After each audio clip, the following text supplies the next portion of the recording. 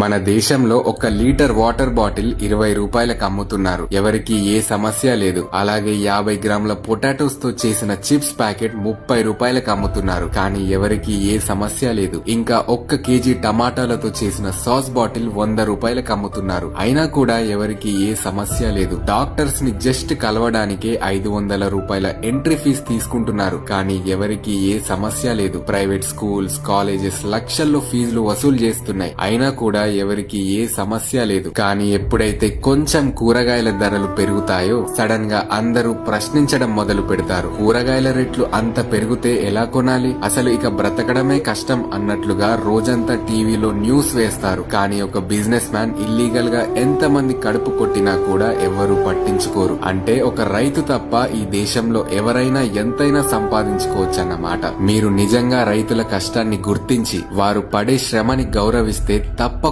ఈ వీడియోని ఒక్క షేర్ చేయండి. అలాగే ఇంకోసారి ఎప్పుడైనా కూరగాయల ధరలు పెరిగితే సంతోషపడండి. రైతులు సంతోషంగా ఉంటేనే మన అందరం సంతోషంగా 3 పూటల అన్నం తినగలం.